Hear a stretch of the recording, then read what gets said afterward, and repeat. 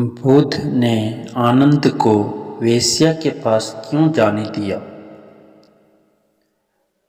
यह उन दिनों की बात है जब बुध की शरण में दीक्षा ले रहे भिक्षुओं को कई नियमों का पालन करना पड़ता था। वे किसी के भी घर 3 दिन से ज़्यादा नहीं रुक सकते थे। यह नियम स्वयं बुध ने बनाया था। उद्देश्य यह था कि उनकी सेवा में लगे लोगों को किसी तरह की कोई तकलीफ ना हो। बुध और उनके भिक्षु जब यात्राओं पर निकलते थे तो वे रास्ते में आने वाले गरीब घरों में ही शरण लेते थे। वे इन घरों में अधिकतम 3 दिनों तक रुक सकते थे। 3 दिनों के बाद उन्हें अगली यात्रा पर निकल जाना पड़ता था। एक दिन वे ऐसे ही एक गांव में पहुंचे। बुध और उनके शिष्य अपने रहने के लिए जगह ढूंढ रहे थे। बुध के शिष्य आनंद को एक वेश्या ने अपने घर रहने को आमंत्रित किया। वह बहुत ही खूबसूरत उठती थी। आनंद ने उससे कहा कि वह उसके घर पर रह सकता है, पर इसके लिए उसे बुध से अनुमति लेनी होगी। क्या तुम्हें इसके लिए सचमुच अपने गुरु से अनुमति लेनी होगी? उती ने पूछा। नहीं, मैं जानता हूँ कि बुध मेरी बात मान जाएंगे, पर उनसे पूछना एक रिवाज है। ऐसा जवाब देकर आनंद बुध के पास पहुँचे। हे बुध, इस गांव में 3 दिनों के विश्राम के दौरान एक स्त्री मुझे अपने घर पर आमंत्रित कर रही है, लेकिन वह भी स्त्री एक वेश्या है। क्या मैं इसके आमंत्रण को स्वीकार कर सकता हूँ? आनंद ने बुध से पूछा। बुध ने आनंद की ओर मुस्कुराकर देखते हुए कहा, अगर वह तुम्हें इतने प्यार से आमंत्रित कर रही है तो तुम्हें उसके निमंत्रण को ठुकराना नहीं चाहिए।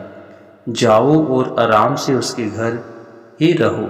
बुध की यह बात दूसरे शिष्यों को गवारा न हुई। उन्होंने बुध से सवाल पूछा, आप आनंद को एक वेश्या के घर कैसे भेज सकते हैं? यह भिक्षुओं के आचरण के खिलाफ है। बुध ने जवाब दिया, तुम लोग थोड़ा इंतजार करो, तुम्हें 3 दिनों में अपने सवाल का जवाब मिल जाएगा। सारे शिष्य चुप हो गए। फिर आनंद अगले 3 दिनों के लिए उस वेश्या के घर रहने चले गए और बाकी के शिष्य आनंद की जासूसी में लग गए और सारी बातें बुध के कान में डालने लगे। बुध शालीन मुस्कान लिए चुप बने रहे। पहले दिन वेश्या के घर से आनंद और महिला के गाने की आवाज़ आई। यह बहुत नई बात थी। एक भिक्षु का वेश्या के साथ यूं गाना गाना। शिष्यों ने कहा, बस याद तो हो गया। पर दूसरे दिन घर से गाने के साथ नाचने की भी आवाज़ें आने लगी। अब सारे शिष्य एक स्वर में कहने लगे, अब तो यह पक्का ही गया। तीसरे दिन तो सचमुच ही उन्होंने खिड़की से आनंद और उस महिला को नाचते गाते देख लिया। सबका यह अनुमान था कि आनंद इतनी मौज में है तो वह भिक्षुओं के साथ आगे की यात्रा पर नहीं आएगा। अगले दिन सभी भिक्षु कानाफूसियों के साथ बीच चौक पर जमा हुए। सभी ने आनंद के आने की उम्मीद छोड़ दी थी। सभी सोच रहे थे कि वह इतनी सुंदर स्त्री का साथ छोड़ भिक्षुओं के साथ क्यों आएगा, परंतु तभी सबने आनंद को एक सुंदर स्त्री के साथ अपनी ओर आते देखा। वह सुंदर स्त्री एक महिला भिक्षुक का रूप धरे हुए थी। बुध उसे देखकर मुस्कुरा रहे थे, जबकि वह बाकी विस्मित होकर खुले मुंह से आनंद और उस महिला भिक्षुक को ताक रहे थे।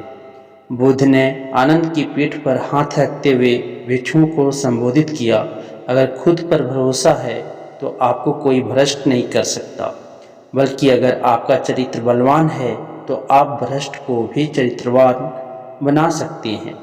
ऐसा कहते हुए बुध ने वेश्या से भिक्षुक बनी महिला का स्वागत किया और सभी लोग आगे की यात्रा पर निकल पड़े। बुध और आनंद की यह कहानी हमें सिखाती है कि अगर हमारी इच्छा शक्ति मजबूत है तो हम किसी भी स्थिति के गुलाम नहीं बनते। यह बहुत मज़ेदार बात है कि खोट तो हमारी अपने दिल में होता है और शक हम दूसरों पर करते हैं। अपने दिल को साफ रखेंगे तो दुनिया भी हमें साफ नज़र आएगी। किसी किताब को कभी उसके कवर से ना आंकिए। इस बात को समझ लें कि हम अगर पारदर्शी जीवन जिए तो हमें किसी कवर की कभी ज़रूरत ही नहीं पड़ेगी। तो एक कहानी आपको अगर अच्छा लगा हो तो अपने दोस्तों के साथ अवश्य शेयर करें और कमेंट में ओम बुधाय नमः जरूर लिखें। धन्यवाद।